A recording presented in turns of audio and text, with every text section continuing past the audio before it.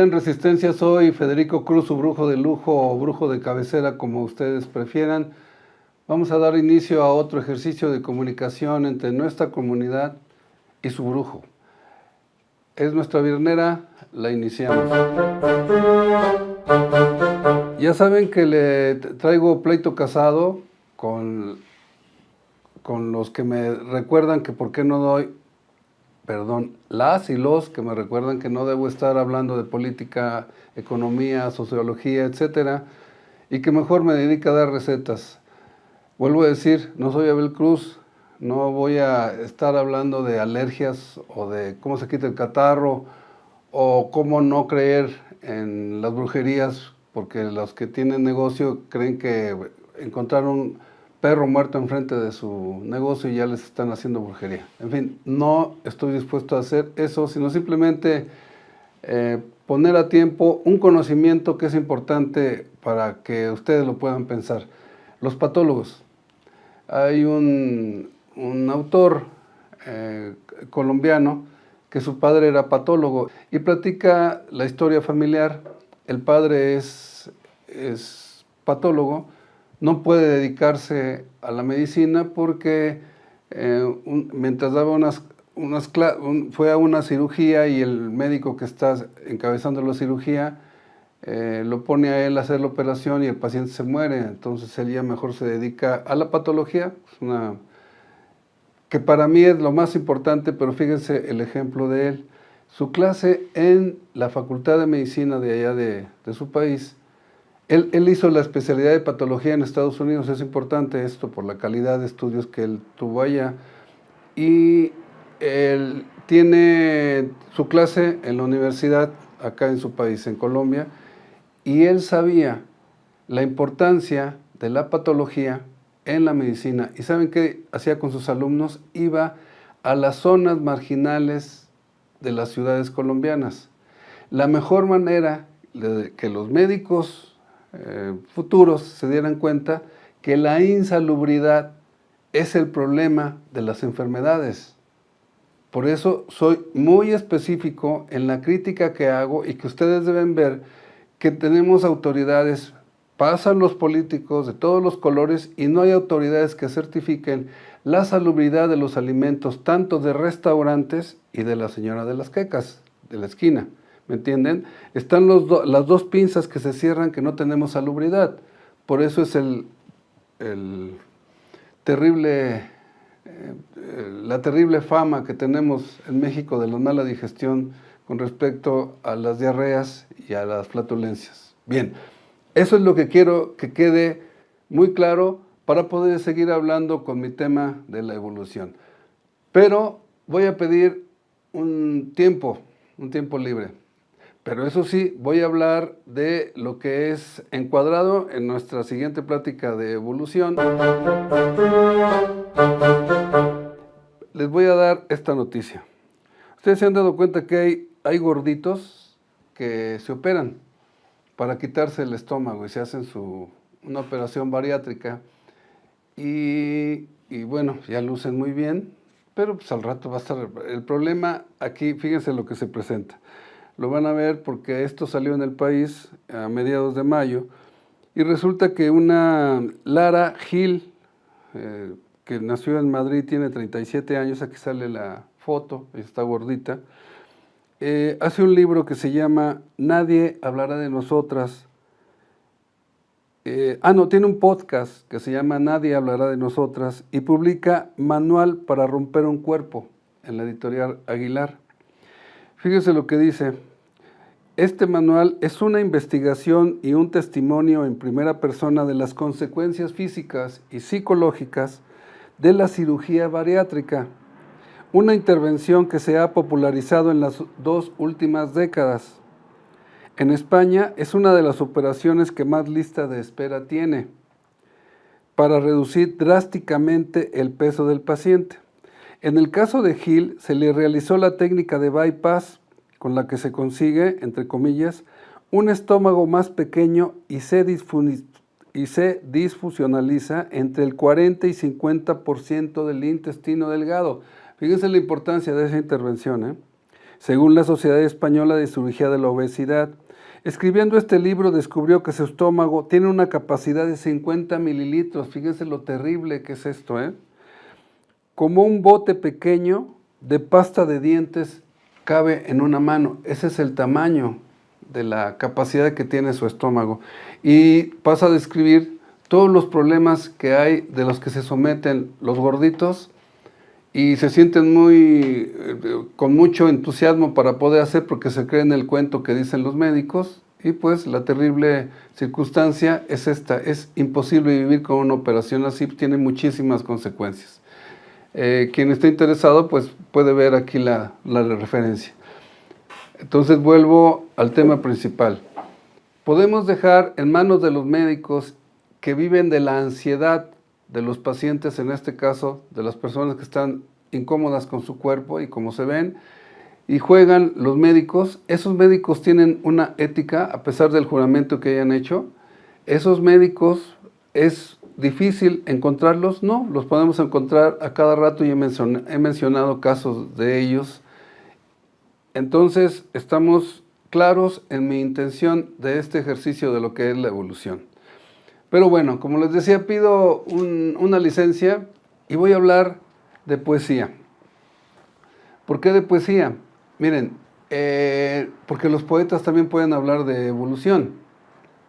Vamos a tener un respiro con respecto a lo que les decía los ingleses, los alemanes, los ecuatorianos y su terrible clase política, que no sé si sepan que es muy común en América Latina, una clase política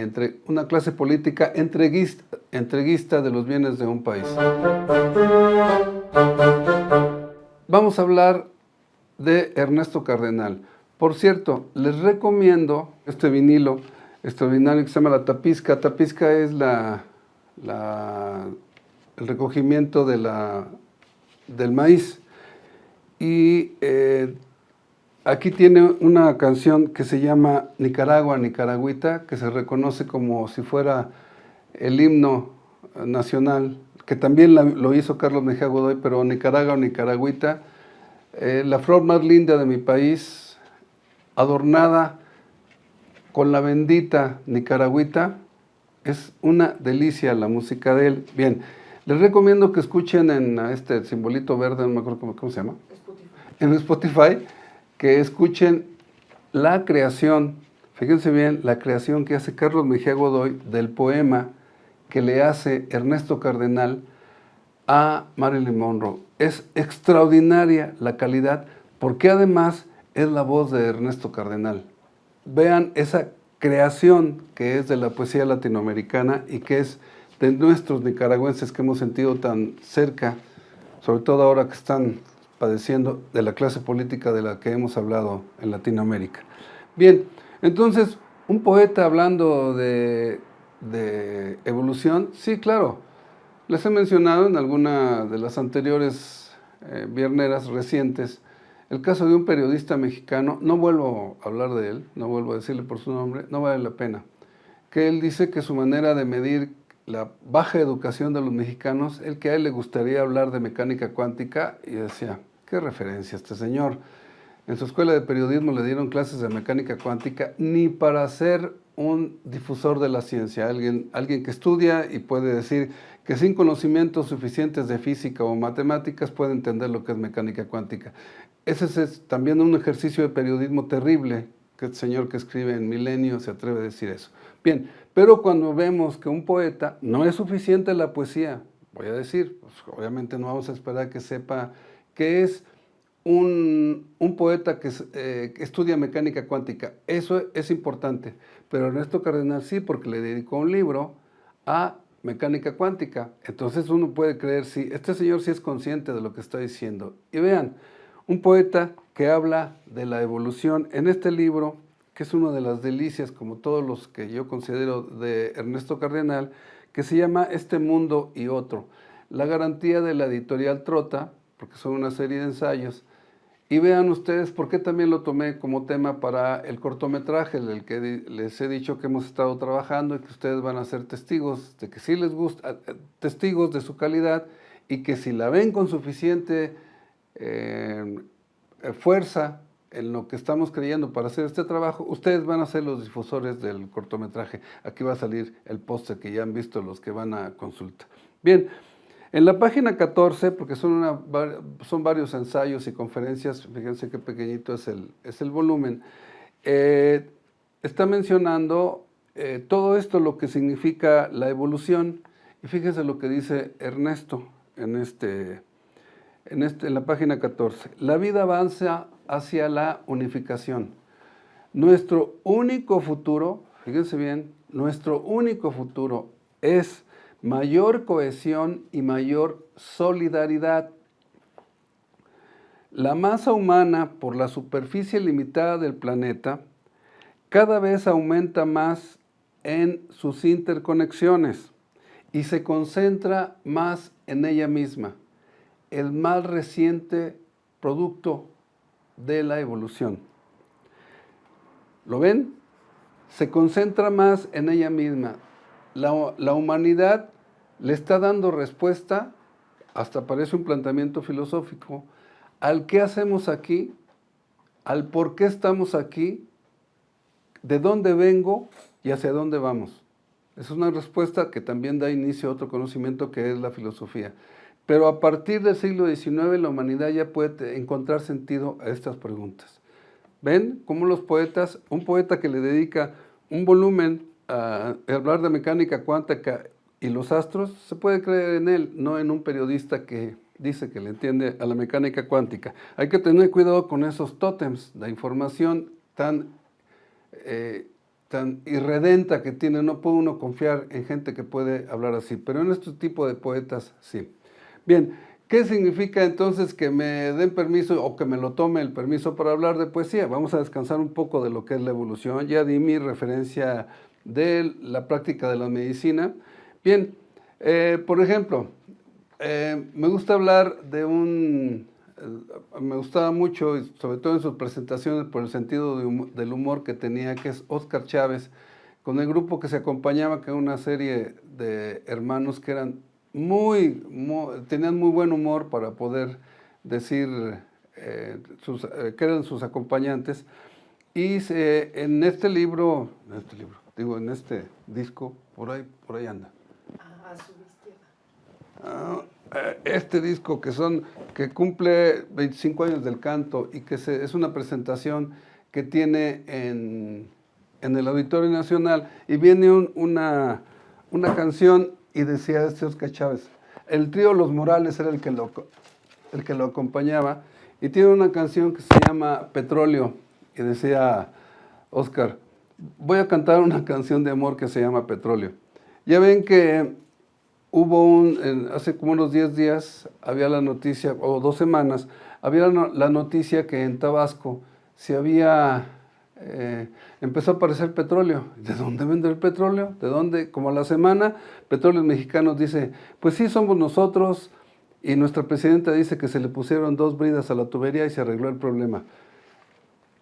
Políticos y autoridades van o vienen, el problema es el mismo. Qué curioso, encontraron que Pemex había hecho la culpa de tanta mortandad que empezó a aparecer en la región que se llama Paraíso, allá en Tabasco. Y fíjense lo que dice esta canción, la canción de amor que decía Óscar Chávez. Yo tenía mis buenas tierras en Tabasco que nos daban suficiente para vivir. Nuestro pueblo trabajaba simplemente, la miseria no teníamos que sufrir. Laguna daba enormes camarones y la pesca nos brindaba siempre el mar. El amor cantaba en los corazones, con trabajo siempre habrá felicidad. Bien, esta es la canción, La terrible realidad, y con las autoridades que tenemos se puede echar a perder una región. No hay problema, está bien, tenemos que sacar el petróleo. El problema es, ¿por qué se quejan luego las autoridades que no creemos en ellas cuando dicen las cosas? ¿Tan difícil era saber que era Pemex? En fin, eso es lo que tenemos de resultado de la información de nuestras autoridades. Bien, la poesía. Por ejemplo, les digo, a uno de mis poetas preferidos, el que dice, el que mandó a Patti Smith a recoger el premio Nobel que le dieron, que es Bob Dylan, que es el extraordinario autor que por eso merece que él pueda decirse que es alguien, que por fin le abrió a un cantante el premio Nobel la puerta.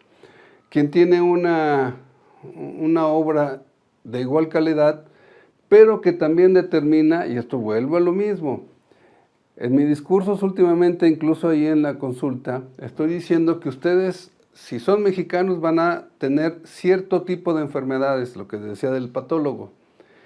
Si hubieran nacido en China, tienen otro tipo de enfermedad. Si nacen en Estados Unidos, es otro tipo de enfermedad. Pero aquí lo que tenemos en América Latina son problemas por la insalubridad. Bien, así también es en la poesía cuando es cantada. Silvio Rodríguez es del tamaño de este autor. Bien, pero está determinado por el lugar donde se nace. Esto es cierto. Recuerden, por ejemplo, vean la lista de Rusia, antes cuando era Federación de Estados Rusos, ahora ya hasta se están peleando entre ellos, Ucrania y lo que es ahora Rusia. Bien, revisen los premios Nobel y de ciencia no hay de países que fueron de la cortina de hierro, los satélites que se conocen de Rusia, y son puro mundo occidental. O sea, no hacen ciencia en Rusia. No hay en China ya capacidad para llegar tengan naves espaciales. Los rusos no fueron los primeros en llegar, en orbitar la Tierra, ¿se acuerdan de la perrita Laika? O sea, no hay tecnología superior. Son los cuentos que siempre nos cuentan. No estoy hablando a favor del comunismo o el socialismo. Simplemente estoy hablando a nivel de ciencia y de los premios Nobel. Bien, por eso toco el tema de Bob Dylan. También otra cosa importante, me gusta mucho los poetas que son cantados por gente como Joan Manuel Serrat. Tengo por aquí el primero con el que se dio a conocer, el de Antonio Machado, por ahí lo tengo, ¿no? Sí, acá está. Ese lo recuerdo que estaba en prepa. Y esa Caminante no hay camino, ¿se acuerdan que ya formó a nuestra generación en eso? Bien, y esto es de Antonio Machado, porque Antonio Machado acaba de ser, le hicieron un homenaje precioso en España. Él tenía un hermano, Manuel Machado, y los dos estuvieron en diferentes bandos en la terrible guerra civil, que uno de las principales víctimas es Federico García Lorca, y también Antonio Machado, por la manera en que murió desolado allá en las tierras del sur de Francia. Bien, recuerden que también tenemos en nuestro programa lo que dice Julia con respecto a los poetas. Yo tengo que darle intensidad a otro cariz de lo que es la poesía. En este caso estoy aprovechando el paréntesis que me tomo para quitar el tema de la evolución y que ustedes vean que también los poetas pueden tratar, pero depende del poeta y depende de la conciencia que tenga cuando él escribe. Bien, en este caso les recomiendo Lo que sea, de Ernesto Cardenal. Bien, entonces, siguiendo esta manera importante de los poetas tocar el tema de la evolución. Y en la evolución, ya veremos en el siguiente programa, la evolución significa en educación, por ejemplo, cuando estoy con mis alumnos en la Facultad de Ingeniería. Les digo, nosotros podemos proporcionar como maestros, como profesores, catedráticos, es una palabra con mucho desdoro, ya no tiene el brillo que tenía antes. Bueno, hay todavía profesores de muchísima calidad, pero en general ha bajado mucho la calidad de nuestra educación contemporánea, no estoy hablando nada más de nuestro país, y es precisamente el valor que le paso a mis alumnos. Procuren, se lo van a encontrar en su vida, a gente que tiene sabiduría, lo que se conoce básicamente como un sabio. Que se peguen a él por lo menos un café, que tomen con él. Esa sabiduría la da el conocimiento, el reconocimiento de lo que es la magnitud del hombre y de la calidad que opina él de la evolución. ¿De acuerdo? Entonces, ese valor, ¿quién lo proporciona? La universidad, por ejemplo. Nuestra universidad, porque tiene un estrado, ¿y por qué significa el estrado? Que va a estar encima de los alumnos. Y entonces así es muy fácil hablar y se puede uno llenar el pecho. ¿Qué capacidad tengo de decir esto? Es muy importante. El alumno luego califica cuando tenemos ese tiempo de calificar al profesor sangrón que se siente que es el chiras pelas, decíamos en mi tiempo, ¿no? Bien, no es suficiente dar clase para que se note la sabiduría. El tipo de maestros que llega con su cuaderno y empieza a apuntar todo lo que dice, ese tipo de maestros es terrible. En mi caso personal, de 52 materias que yo tuve que cursar para hacer la carrera de ingeniero, lo vuelvo a repetir, solamente 2 maestros fueron los que valieron la pena. Lo digo con sus palabras, los otros 50 maestros a la basura. Los otros 50 maestros. Afortunadamente encontré sabiduría en esos 2 maestros y eso es lo que le pido a mis alumnos que es lo que tiene que hacer. Bien, la poesía presente, la poesía que puede hablar también de evolución y puede hablar también de lo que son las cosas importantes. Por eso es la invitación que vuelvo a hacer, chaparritos, ya métanse al poediario. Hubo algunos inconvenientes con el maestro Felipe Garrido, que por fortuna la siguiente semana voy a tener un encuentro con él y con otros académicos para poder reiniciar nuestras conversaciones. Bien, desde aquí le mando un abrazo al maestro Felipe Garrido y a su esposa Sonia Salom, que ya los veo la semana que entra. Continuamos con nuestro trabajo del cortometraje. Pero ahora ya le toca a la Yaya. Yaya, aviéntate tu anticocina, viene de ahí. Hola brujo, hola comunidad en Resistencia. Para esta viernera he preparado un panqué de plátano porque pues ya tengo muchos plátanos y hay que hacer algo con ellos. Entonces los ingredientes son una taza de harina. Yo hice mitad de harina blanca, mitad de harina integral. Media taza de cocoa. Una cucharadita de polvo para hornear. Una cucharadita cafetera. Media cucharadita cafetera de sal. 3 a 4 plátanos. Esta receta es para plátano macho, pero yo lo utilicé con este plátano que tengo aquí, que es todavía un poquito más chiquita, como de la mitad. Entonces sí le eché unos 5 o 6 más o menos. Media taza de aceite de coco, grado alimenticio. Un huevo. Una cucharadita cafetera de vainilla. Media cucharadita de cardamomo en polvo. También pueden llevar nuez o almendras o chispas de chocolate, pero a mí ya se me hizo que ya llevaba mucho chocolate con la cocoa, entonces pues ya no eché las chispas, pero le puse almendras y estuvo muy rico. Ahora vamos con el procedimiento. Primero pelamos y aplastamos los plátanos. Hay que dejarlos bien moliditos como puré. Luego le vamos a agregar el aceite de coco y vamos a batir a temperatura ambiente, no tiene que estar calientito. Bueno, aunque con estos calores sí se derrite bien fácil. Luego, ya que esté bien batido, bien integrado, agregamos el huevo, la vainilla y volvemos a batir, que se integre bien. Para entonces comenzar a agregar los ingredientes secos. De preferencia, si los pueden cernir en un colador, ayuda mucho a integrarlo bien y que no se queden grumos. Y pues comenzamos con la harina, luego la cocoa, la sal, el polvo para hornear, el azúcar o el piloncillo y pues las chispas de chocolate o las almendras o las nueces o lo que le vayan a echar. Revolvemos muy bien para cuando ya estén los ingredientes secos integrados con la masa. Para entonces ya debemos tener el molde engrasado y enharinado. Listo nada más para terminar de revolver los ingredientes e y así verterlo en el molde ya engrasado. Lo llevamos al horno a 175 grados centígrados por más o menos 1 hora. Yo le puse más tiempo, obviamente, como siempre, como una media hora más, 1 hora y media, entonces se tardó. Y dejamos enfriar en el molde 20 minutos, ya que esté friecito ya lo podemos desmoldar y ya está listo para servir.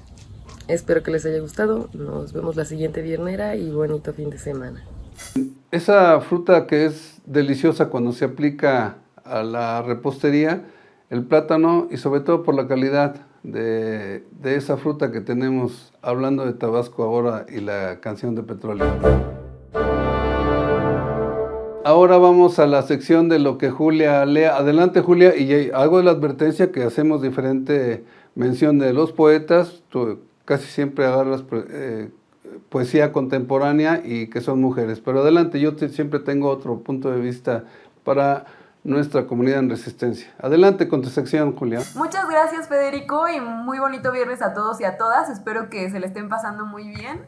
El día de hoy quiero hablar esta vez no de un libro, de un cuento y de una autora, y también de esta figura, que quizás no es la época, porque quizás tendría que aparecer más hacia octubre, noviembre, pero la figura del vampiro, porque creo que muchas veces pensamos que es, no sé, quizás algo más propio de las personas que les gusta el terror o como muy películas de nicho, la literatura fantástica. Pero creo que el vampiro es un personaje tan importante que creo que un poco atraviesa el gusto, ¿no? Y está presente en nuestro imaginario colectivo, ¿no? Incluso en distintos países, en distintas épocas, ¿no? Y creo que quizás como su potencia tiene que ver con que pues ha resistido mucho el paso del tiempo, ¿no? Y de nuevo, o sea, gente que quizás no está muy enterada del mundo de los vampiros, pues sabe un poco qué es lo que hace un vampiro, en qué se puede transformar,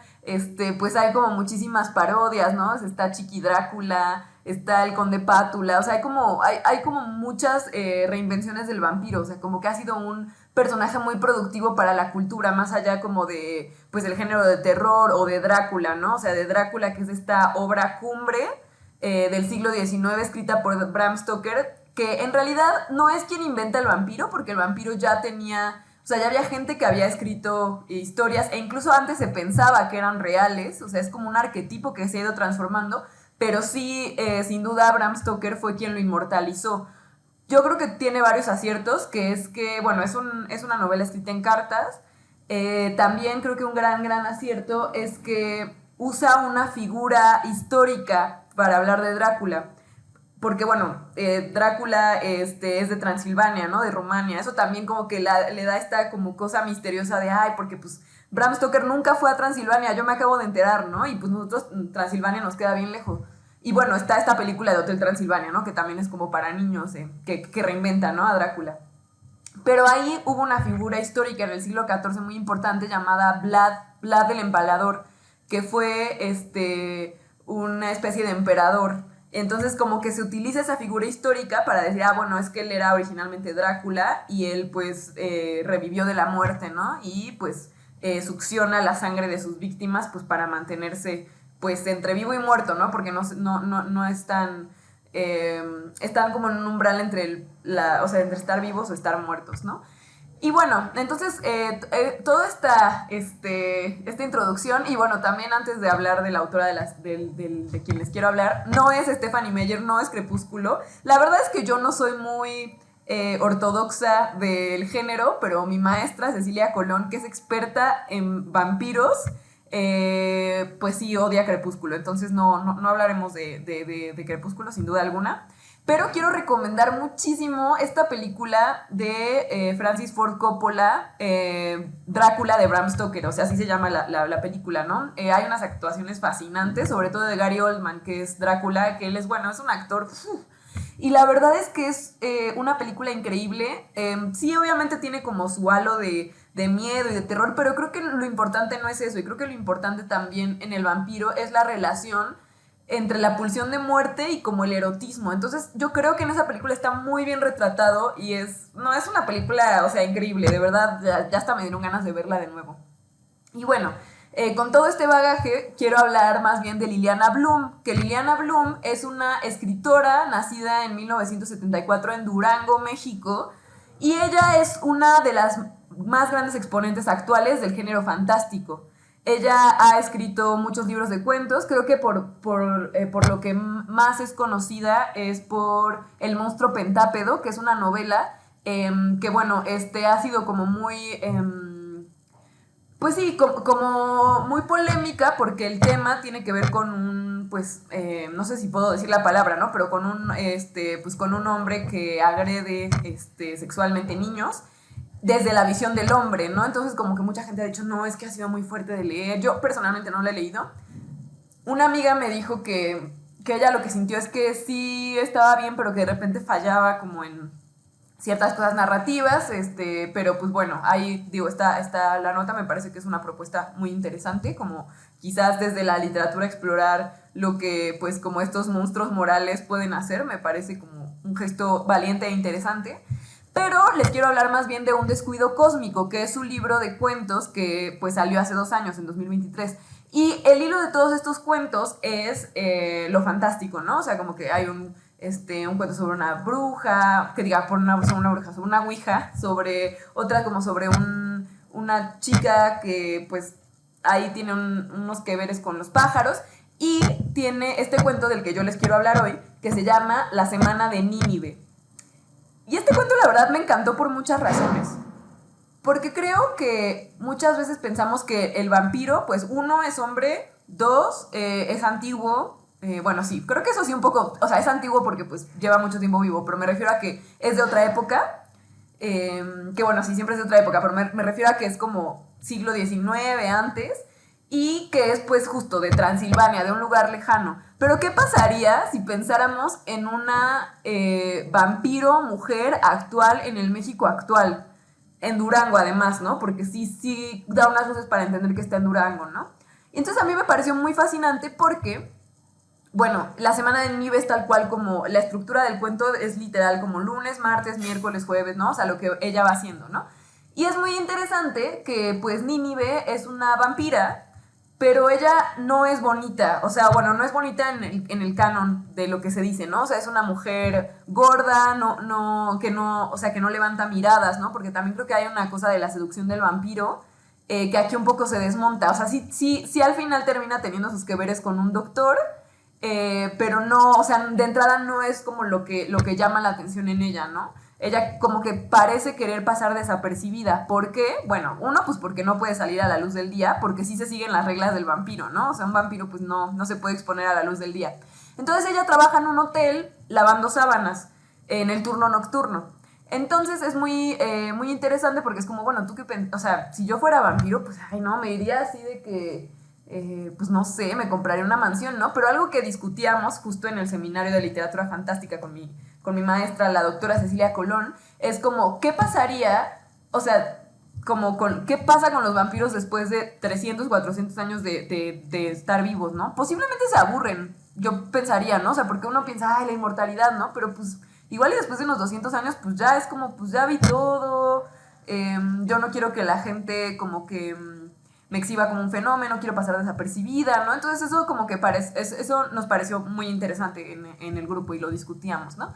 Y algo que también es increíble de Nínive es que ella se entiende que en algún momento decidió solamente chupar la sangre de hombres agresores, ¿no? O sea, bueno, como de gente, o sea, no lo dice tal cual así, pero es como gente que no...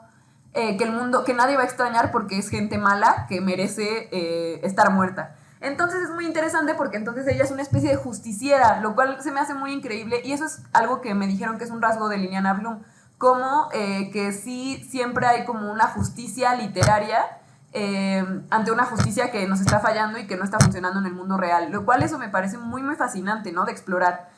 Entonces, bueno, Nínive pues se enfrenta a estas cosas y la verdad es que, bueno, no se los quiero spoilear, les quiero decir esto muy importante. Yo tengo el cuento en Word, se los puedo pasar. Entonces, bueno, ya saben, mi correo es juliabchica167@gmail.com. Si alguien quiere el cuento, escríbanme, yo se los paso con todo gusto. Yo la verdad la primera vez lo leí en el metro y fue una lectura gozosísima, porque además, pues con esto de que Nínive es pues una vampira actual, es muy les voy a leer esta parte porque es muy chistosa. Es del martes.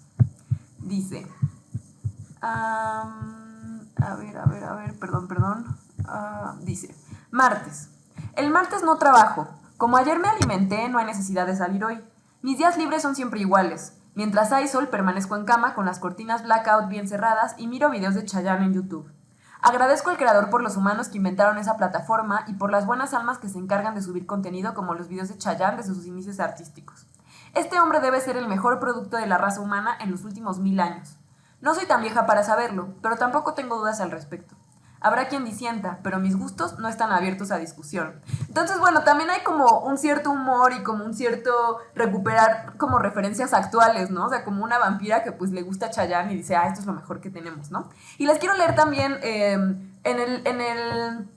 el cuento vemos dos ataques de Nínive, entonces les voy a leer el primero y bueno, el segundo la verdad es que es muy satisfactorio y se siente la justicia literaria, pero aquí se los voy a decir.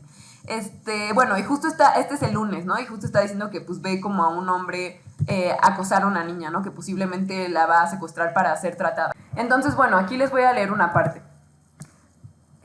Se trata de un tipo funesto y genérico, y por genérico me refiero a repugnante, que le está regateando la tarifa a una chiquita que no debe de pasar los 14 años. La capa de maquillaje sobre su cara y su ropa de mayor no me engañan a mí, mucho menos a él. Estoy segura de que la ha elegido a ella porque es un pedófilo. Es una niña, no seas cabrón, digo tomándolo del brazo. Sorprendido, se gira y me mira de arriba abajo con una mezcla de asco y desdén. Sacude el brazo para zafarse y yo se lo permito. No te metas, pinche gorda fea. No soy nada para él y por eso se olvida de mí. Subestimar al enemigo es el error más típico del manual. Me da la espalda y vuelve a acosar a la niña, que mira impaciente a un lado y otro de la calle, como si calculara sus posibilidades de huir. Yo compruebo que nadie nos mira. Estamos cerca de una farola, arriba de nosotros. Varias polillas oscuras revolotean con torpeza. Nos rodea una hedora alcantarilla. Una cuadra más adelante, algunos puñateros detienen sus coches para que las prostitutas y travestis se empinen hacia sus ventanillas para negociar. Pienso que es una verdadera suerte que ese pervertido haya decidido venir a pie. Lo veo recargarse sobre su presa, sus brazos fofos y peludos flanqueándola. Inclina la cabeza hacia ella. Imagino que con su aliento pestilente le está diciendo lo que le quiere hacer. Lo último que espera es que la gorda que lo increpó un par de minutos antes haga lo siguiente: taclearlo por un costado y echarlo a los hombros como si fuera un borreguito indefenso. El tipo que se sentía un lobo, un depredador poderoso solo porque tiene un apéndice colgando entre las piernas, dinero, una voz ronca, unos músculos más fuertes que el promedio de las mujeres y mucha más edad que su víctima, se ve asustado. Primero intenta librarse contorsionándose como un gusano. Luego lanza golpes y patadas que apenas me tocan. Termina amenazándome con el repertorio completo de sus insultos. Poco a poco va comprendiendo que no soy una mujer promedio. Entonces, bueno, me gusta mucho esta fuerza y esta como actuación de Nínive, como actuar como una mujer que no, o sea, que no tiene la fuerza realmente de un vampiro, ¿no? Y bueno, la verdad es que sus víctimas, o sea, los episodios de las víctimas son muy satisfactorias de leer. Entonces, bueno, ya me estoy pasando de tiempo, pero bueno, muchísimas gracias por escuchar. Y pues recuerden, si quieren leer el cuento, pues bueno, pueden conseguir el libro, Un descuido cósmico, o escribirme a juliabv167@gmail.com. Muchísimas gracias, hasta luego. La semana de Nínive, qué nombre tan interesante, porque son nombres bíblicos. Hay una parte, bueno, un miembro de la familia, un hijo de mi hermana, que se casa en Alemania con una mujer, se los voy a proporcionar. Ella tiene un grupo que se llama Nínive, que es a lo mismo que se refiere esas tierras de allá del Asia Menor, y es un grupo coral femenino de 4 que es una extraordinaria calidad. Ellos son alemanes, es un grupo femenino. Gracias por tu intervención, como siempre, Julia. Soy Federico Cruz, su brujo de lujo. Les muestro de vuelta lo que les decía del trabajo que estamos haciendo. Todavía no tenemos fechas, estamos en pleno trabajo de filmación y edición. Ya próximamente les diremos cuándo pasa ese documental. Lo vamos a hacer, lo vamos a subir. Nadie cobra, pero todos hemos tenido la gracia que las hierbas pueden proporcionar en nuestra salud. Soy Federico Cruz, su brujo de lujo o brujo de cabecera, como ustedes prefieran, en otro programa más de nuestra viernera, y que pedí la licencia para poder hablar de los poetas y que puede hablar de evolución.